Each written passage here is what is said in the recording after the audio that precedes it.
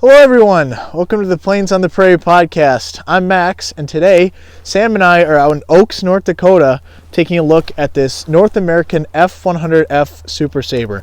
So we're going to be going over some of the more smaller details of this plane, and we're really going to be talking about the combat history and the story behind the MISTI FACS, or the forward air controllers. So we've got a big video ahead of you guys, and we can't wait to show it to you, so let's get started.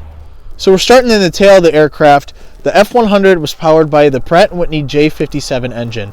It produced about 10,000 pounds of thrust and then 16,000 pounds with afterburner.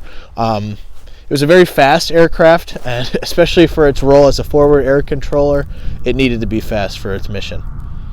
So this F-100 was built in 1956. Its code is 563855, so it's the 3,855th airframe built that year. It was originally assigned to Bitburg Air Force Base in West Germany in 1958 with the 49th Tactical Fighter Wing stationed out there during the early years of the Cold War. However, this F-100 saw combat during the war in Southeast Asia as a MISTI FAC. So for those that are unfamiliar, the forward air controllers or FACs were normally, especially in World War II, generally lightly armored, kind of propeller, kind of slow aircraft.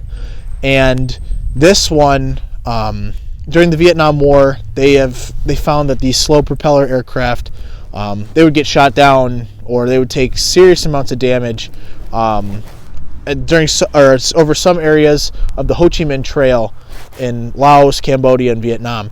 And they knew that they needed a faster one that could both dodge surface-to-air missiles and other forms of North Vietnamese ground fire. So this one, as you can see, is a two-seater version. The pilot would have been, both of the pilots were actually both trained fighter pilots.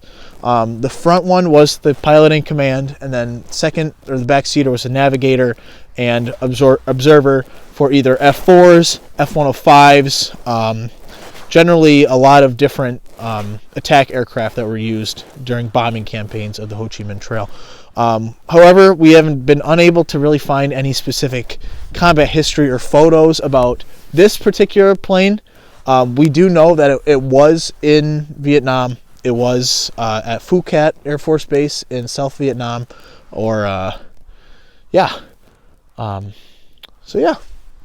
So after the Vietnam War, this F-100F came back to the United States and served with a few other active Air Force units before being relegated to the Arizona Air National Guard down in Arizona.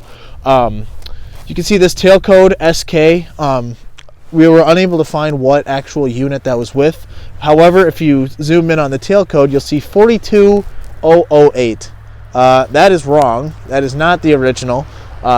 I can guarantee you, and this is, if there's anything that's truthful from this video, it is that this airplane was not built in 1942. After it was retired from active and Air National Guard service, it was actually converted to a QF-100, which meant that it was a target drone.